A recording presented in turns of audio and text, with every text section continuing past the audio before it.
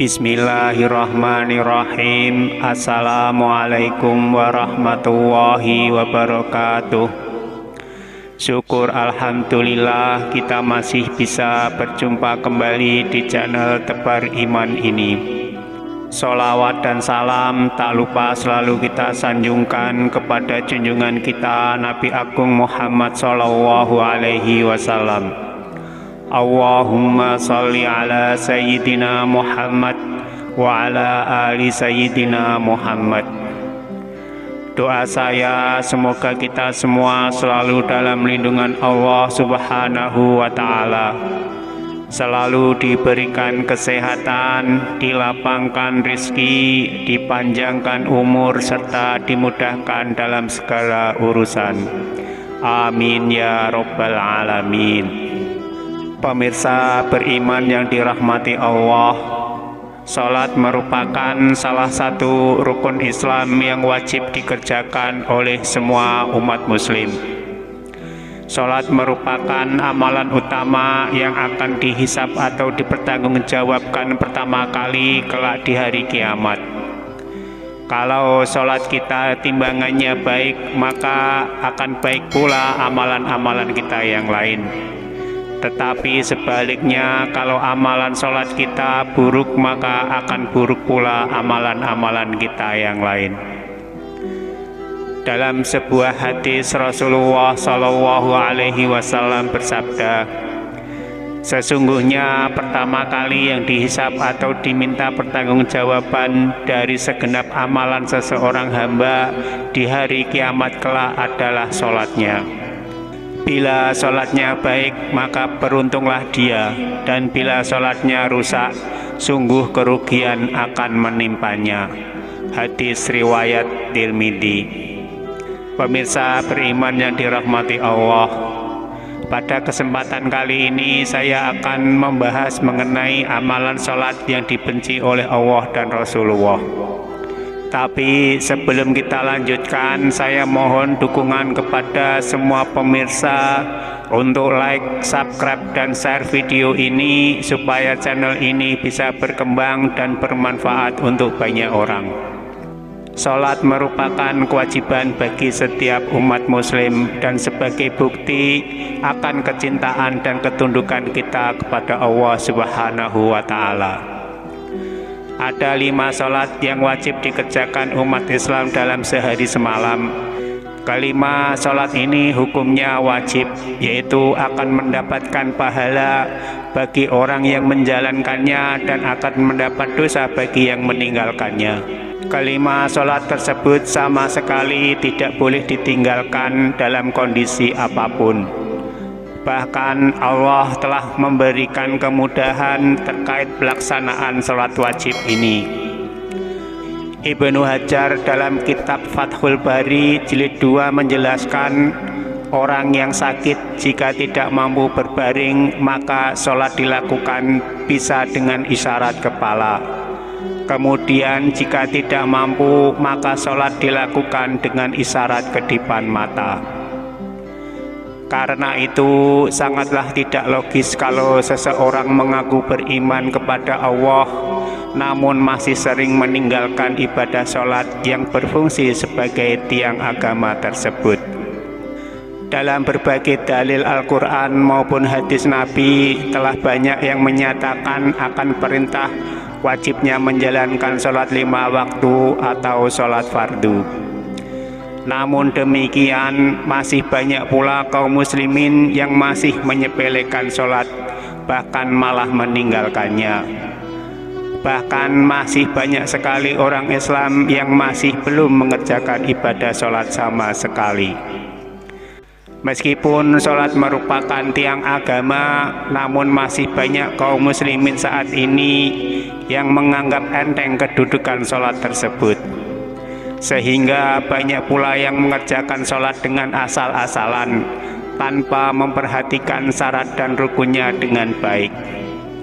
Alhasil, ibadah yang seharusnya mampu mendatangkan pahala dan pujian dari Allah justru bisa berubah menjadi ibadah yang dibenci oleh Allah Subhanahu wa Ta'ala dan Rasulullah Shallallahu Alaihi Wasallam.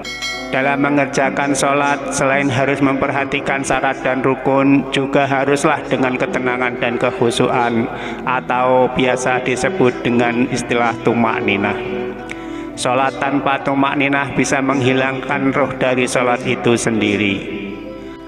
Ada sebuah hadis yang perlu kita ketahui, di mana Rasulullah Shallallahu Alaihi Wasallam pernah mengibaratkan orang yang sholat terburu-buru tanpa tumakninah itu seperti kejahatan seorang pencuri. Rasulullah Shallallahu Alaihi Wasallam bersabda, sejahat-jahat pencuri adalah orang yang mencuri dari sholatnya. Para sahabat bertanya, wahai Rasulullah, bagaimana dia mencuri dari sholatnya? Beliau pun menjawab, orang yang tidak menyempurnakan rukuk dan sujudnya. Hadis riwayat Ahmad. Kondisi yang dijelaskan dari hadis tersebut ternyata berangkat dari pengalaman Rasulullah Shallallahu Alaihi Wasallam saat bersama para sahabatnya. Hari itu setelah Rasulullah selesai sholat berjamaah, tiba-tiba ada seorang laki-laki masuk ke dalam masjid dan langsung mengerjakan sholat sendirian. Anehnya, ketika sholat, laki-laki itu melakukan gerakan rukuk dan sujud tanpa disertai jeda. Melihat hal tersebut, Rasulullah kemudian berkata di hadapan sahabatnya, apakah kalian menyaksikan gerakan sholat laki-laki tersebut? Barang siapa yang semasa hidupnya melakukan sholat seperti itu, maka saat dia meninggal tidak dalam keadaan Islam. Tak berhenti sampai di situ, di hadapan para sahabatnya, Rasulullah Shallallahu Alaihi Wasallam juga mengatakan, model ibadah seperti itu ibarat seperti burung gagak yang sedang mematuk darah, atau seperti orang yang lapar yang hanya makan sebutir atau 2 butir biji kurma tanpa pernah merasakan kekenyangan. Pemirsa beriman yang dirahmati Allah, memang tidak ada yang bisa menyangkal tentang perkara diterima atau tidaknya suatu amalan, termasuk juga amalan sholat. Itu memang hanya hak dan ketentuan Allah Subhanahu wa Ta'ala. Akan tetapi sebagai umat muslim kita juga harus mengetahui bahwa ibadah-ibadah yang telah ditetapkan syarat dan rukunnya tidak bisa dirubah atau dilanggar seenaknya sendiri. Oleh sebab itu, di dalam menjalankan sholat kita tidak boleh sembarangan. Ada cara dan tuntunan yang harus kita pahami, yaitu yang sesuai dengan yang diajarkan Rasulullah Shallallahu Alaihi Wasallam, supaya ibadah sholat kita bisa diterima dan disukai oleh Allah dan Rasulullah, bukan malah sebaliknya, sholat kita dibenci oleh Allah dan Rasulnya.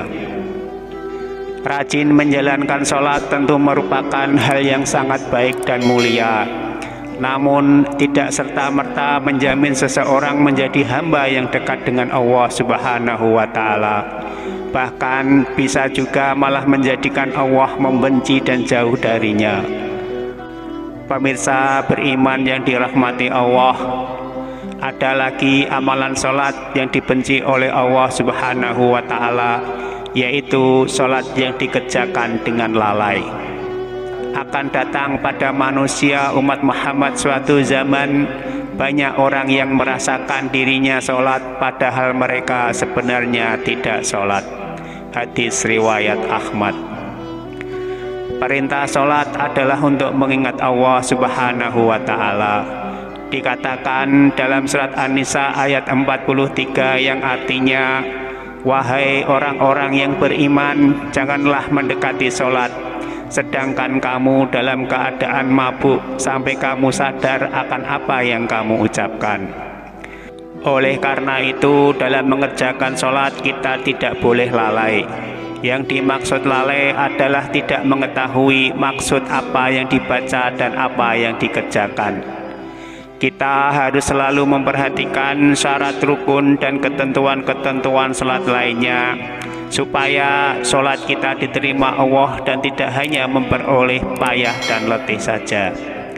Semoga kita termasuk golongan orang-orang yang rajin sholat dan dekat dengan Allah. Mohon maaf atas segala kekurangan.